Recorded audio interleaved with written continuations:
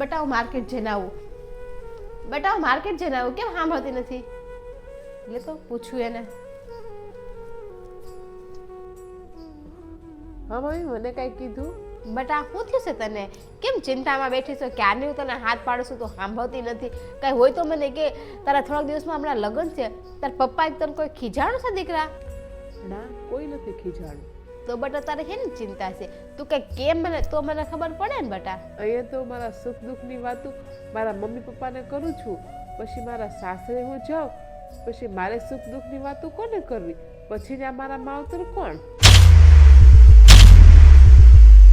એટલે એ વાત માટે તું મૂંઝાઈ ગઈ છે ને બેટા. અત્યારે અમે તારા મા બાપ છીએ, પણ તું લગ્ન કરીને સાસરે જાશ ને પછી તારા સાસુ સસરા છે ને ઈ જ તારા માવતર છે.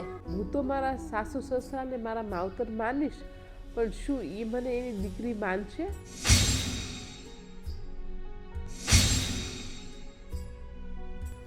કેમ ન માને બેટા? તું એની દીકરી બનીને રહેશ ને તો ઈ તારા માવતર બનીને જ રહેશે. બધી સાસુઓ તો છે એની વહુને કેટલી ખીજાતી હોય. ઈ વાત બેટા તારી સાચી.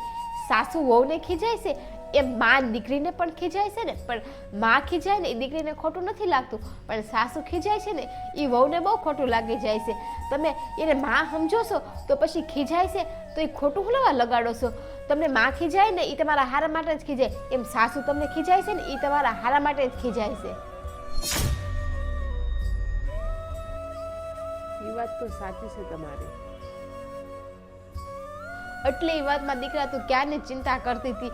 તું તારી સાસુને માં માનીશ ને બટા તો તારી સાસુ પણ તને દીકરી જ માનશે, અને પછી તું આ માને પણ ભૂલી જાશ.